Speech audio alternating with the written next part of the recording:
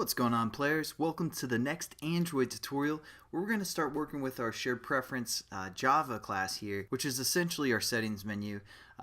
First what we got to do is set up our references. We're just going to create a checkbox and we're just going to kind of label these as like CB, pretty easy. We have an edit text as well, ET phone home, and lastly, what else do we have in there? Oh yeah, button.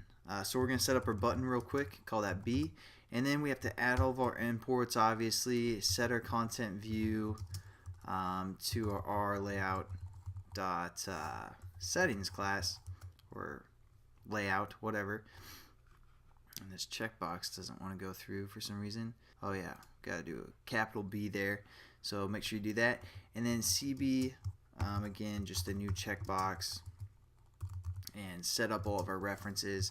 Again, if you guys are just watching this 2.0 series and you never watched the 1.0 series and you think I'm going kind of quickly or something, or you don't understand what we're doing, check out the 1.0 series, because we'll in that series I kind of explain what we're doing here. But I think you're at the point now where you don't have to really know, because you've done this so often. I don't really have to talk, I'm just going to babble, and that's how it's going to kind of work. So again, if you guys are confused, make sure you check out the 1.0 series. So alright, and now we're getting set up here. I'm also going to set our on-click listener to this and implement it for a class. So we're about in the danger zone, and we're actually going to start working with the shared preferences. But again, we're just kind of setting up everything, the basic stuff that we've done so many times before. I'm going to try and format everything here for you. So when our button's clicked, we want to save all the information. So the first thing that we're going to do is use these other methods that we set up. Even though these methods aren't doing anything at the moment, we're going to set them up within our on-click method. So how we're going to do this is we're going to refer to our save pref method, and I might have changed the first letter. If on the tutorial you guys probably just watched, this might have been uppercase. I changed those to lowercase just for convention, so people don't hate on me, those trolls. So what we're going to do is we're going to use the method called save prefs, and then we're going to give it a key reference.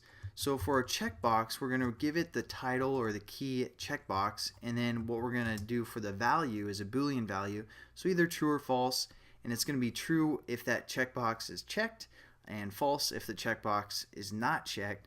So we're going to refer to our checkbox, CB, and then we're going to say is checked, and that will return a true or a false statement, depending on whether our checkbox is checked when our button is pressed.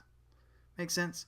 So all it's doing is it's passing on some information, such as a title, to our saved prefs method up here, and also passing in whether the checkbox is checked or not. The next thing that we're going to do is we're going to save the preference for our edit text or a string. So again, we're going to refer to our other save prefs method and give it a different title. This will be the title of like our name or name, something like that.